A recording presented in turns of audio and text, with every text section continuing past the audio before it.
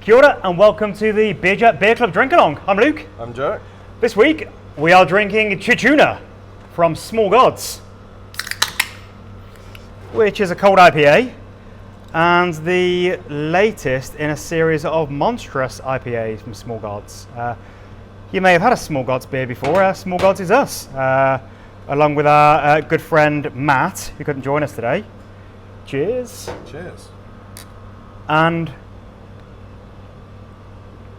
in the last 2 or 3 years, we've brewed 59 different beers. There's another one in tank at the moment to make it to the round 60.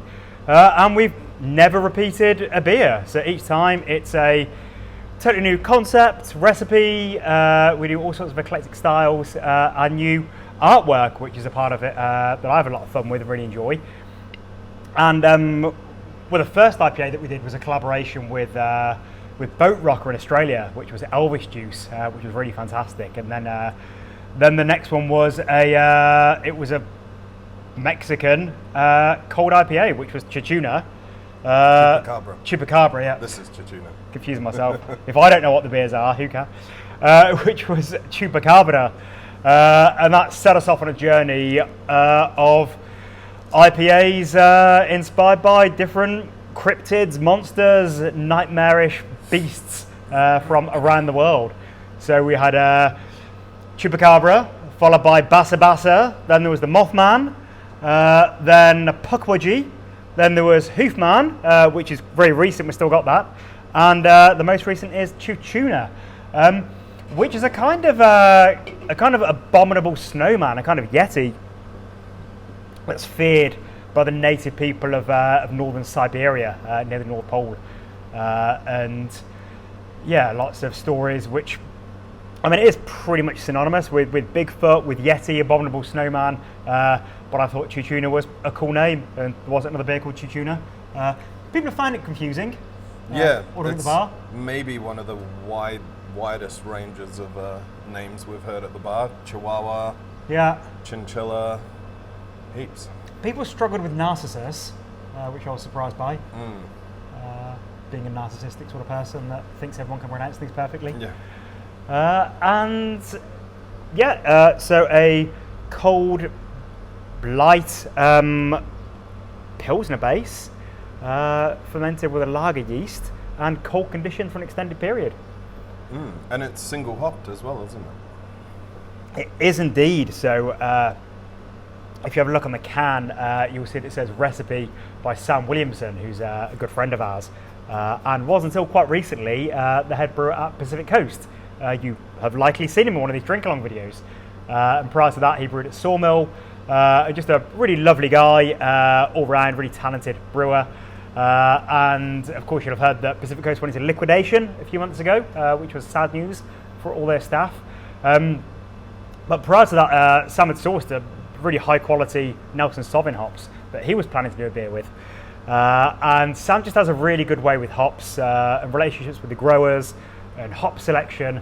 So as all this was happening with liquidation, we're chatting and he had this beer all planned out. And luckily for us, it kind of fitted exactly in with the style of our monstrous series of really lean, light-bodied IPAs that just really let the hops shine and on top. So yeah, he designed this recipe for us, and it completely fits in with this monstrous series and really, really beautiful expression of Nelson Sauvin.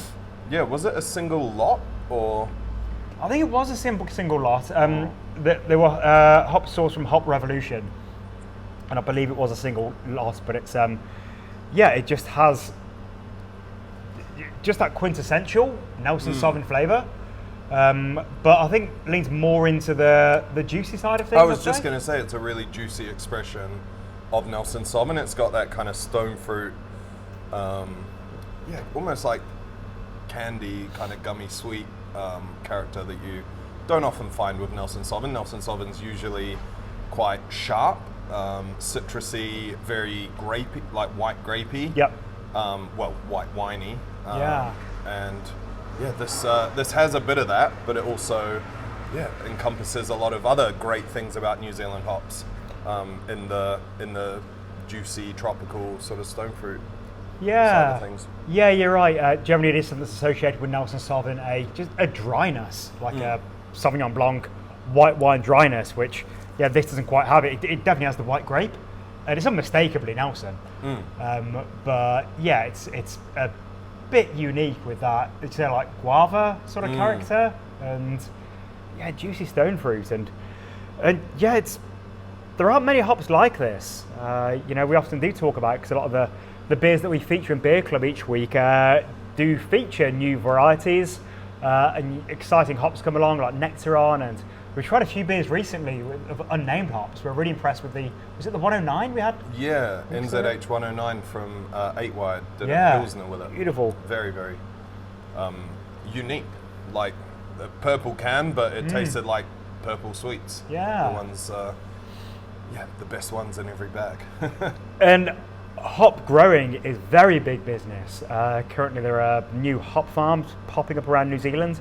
It was only a few years ago that just lots more vines started being planted when people realised how much money can be made and what the export market is. The market for New Zealand hops is larger than we could ever grow in this country, probably. There's huge demand when you go to North America, when you go to Europe. So I know I say this often, but we really shouldn't take for granted how wonderful our local hop varieties are that we do get a chance to access quite easily here as New Zealand beer fans and beer brewers. Yeah. Some of my favourite beers I had from Cloudwater in the UK were their series that they did. I think I just bought the 6-pack or the 12-pack. Is that their Dipper series? No, it was their trip to New Zealand series. Yeah, so they had a Hopfenweiss, a double IPA, a triple IPA, a pale ale, just all using select lots from a trip they took to New Zealand. And I've seen, I think Other Half recently have done a New Zealand Hop Harvest box, and it's like, maybe 16 beers for, a lot of money over there. So it's really cool that we just get to drink these kind of beers every day. Because, green gold. Pale ales around the world don't taste as good as a pale ale from New Zealand can taste. Just based on the hops available that are sort of cheap at that time. And I think can being the operative word there. Obviously, the same as anything, the same as chefs. You can have the most wonderful ingredients, and it takes a great chef to put them together in the right way and to not fuck it up.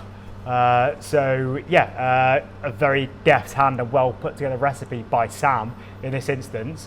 Usually it's mainly Matt that's taken the lead with a little bit of input from me, but Matt is our brewer that has obviously you'll have drank some of these beers, so you know how good Small Gods IPAs are.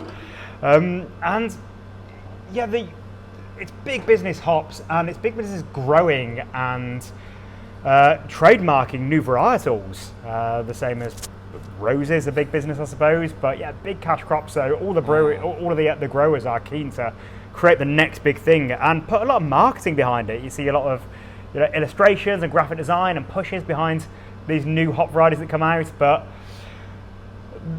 they're not as good as Nelson Sauvin, as Motueka, and then looking internationally, things like Citra is such an iconic hop, or something like Amarillo, or I'm going to try not to talk about fuggles, but it is the new things come out every year, and it's fun to try them, but only a few will last and really last the. Haven't seen any Superdelic beers in 2024. Yeah, good point. Was that 22 Superdelic? And it was a huge push, but I didn't think it was anything that special. Some good beers got made with this, Nelson Sauvin is just like it's a bolt of lightning. It's something that's so actually revolutionary and so different. A lot of people also don't like it. I think that's the case for anything that's bold and really noticeable. Is if someone doesn't like it, say like coriander, and you have that little preference for it not being in your beer every time it's in your beer, it. Yeah.